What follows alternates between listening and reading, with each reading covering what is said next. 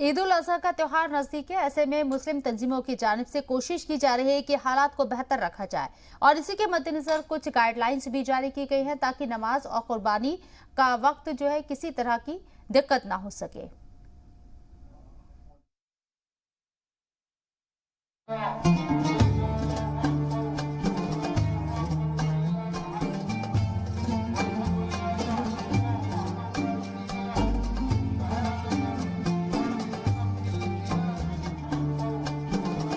मुल्क भर में 10 जुलाई को ईद उल अजहा का त्योहार मनाया जाएगा। त्योहार के मद्देनजर मुस्लिम तंजीमों की जानिब से कई गाइडलाइंस भी जारी की जा रही हैं। Indian Muslim for progress and reforms की जानिब से भी कुछ हिदायतें जारी की गई हैं, जिससे ईद के दिन किसी आम शख्स को दिक्कत पेश न आए और किसी के मजहबी जज्बात को ठेस न पहुंचे।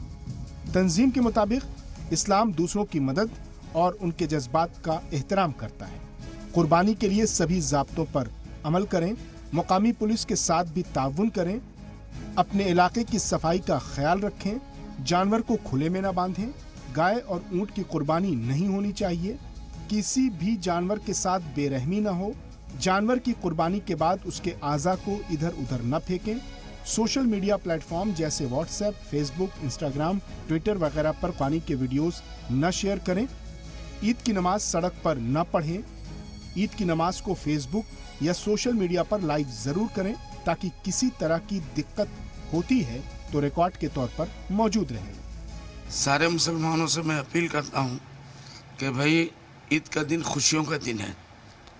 हमारे हिंदुस्तान में बिरादरान वतन जिन जानवरों को पसंद नहीं करते हैं, जिन जानवरों के काटने पर उनको तकलीफ होती है, मेरी ये दरख्वास्त है और इससे पहले हमारे बड़े बड़े अकाबरीन इसके ऊपर अपील डाल चुके हैं।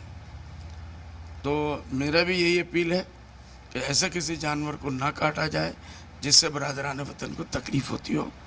मुल्क को इस वक्त प्यार, मोहब्बत, आशनी, भाईचारगी इसकी ज़रूरत है। वहीं मजहबी रहनुमा भी इस बात पर जोर दे रहे हैं कि हालात के मद्देनजर एहतियात बरतें।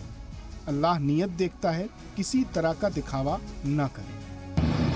कुर्बानी जो भी हजरात करते हैं उनको ये ख्याल रखना चाहिए कि कुर्बानी के जो भी बाक़ियात हैं, फजूलियात हैं, या जो भी उससे निकलने वाली चीज़ें हैं जिनको हम और आप फजला के तौर पर कहते हैं, फाजिल चीज़ें, तो उनको हम कहीं किसी जगह पर ले जाकर दफन कर दें, अच्छी तरह से गड्ढा खोद कर उसमें दफना दें ताकि किसी को अजियत और तकलीफ़ ना पहुँचे।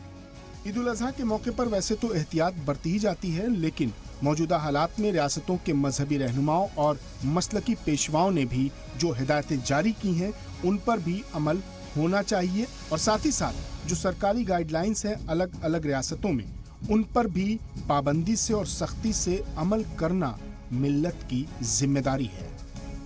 जी मीडिया के लिए दिल्ली से शोएब रजा की रिपोर्ट।